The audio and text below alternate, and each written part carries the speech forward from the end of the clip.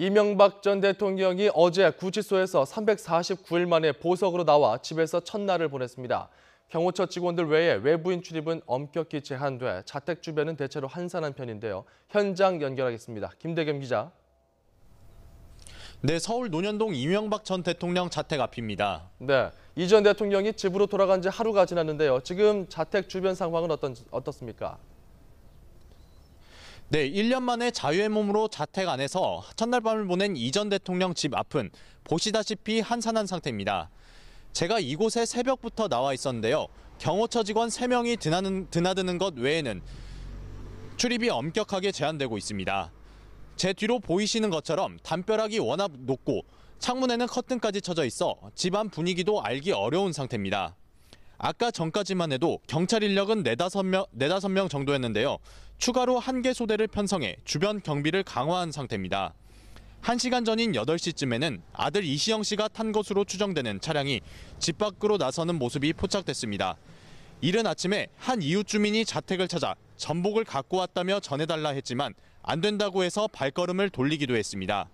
오늘 변호인단은 접견 일정을 따로 잡지 않아 이 전 대통령은 가족과 함께 시간을 보낼 것으로 보입니다.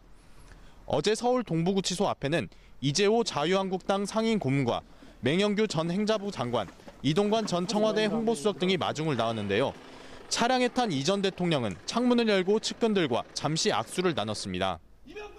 어제 오후 최시중 전 방송통신위원장은 뒤늦게 이곳 자택을 찾았지만 이 전 대통령을 만나지 못하고 발걸음을 돌렸습니다. 어젯밤에는 이 전 대통령의 딸과 손자가 탄 차량이 집 밖으로 나오는 모습이 포착됐고 한 시민단체 회원이 이곳 자택 앞에서 석방에 항의하며 소란이 일기도 했습니다.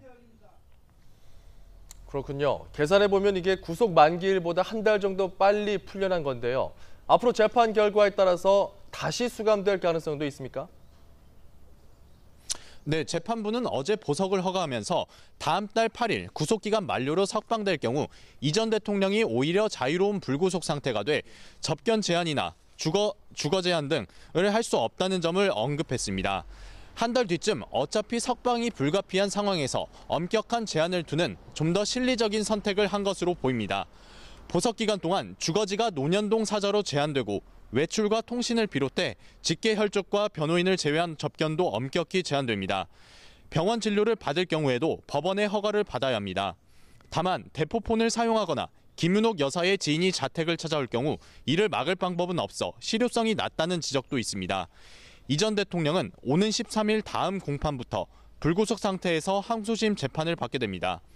앞서 1심에서 징역 15년의 중형이 선고된 만큼 항소심에서 앞선 구속기간인 349일을 넘는 실형이 선고될 경우 구속은 피할 수 없어 보입니다.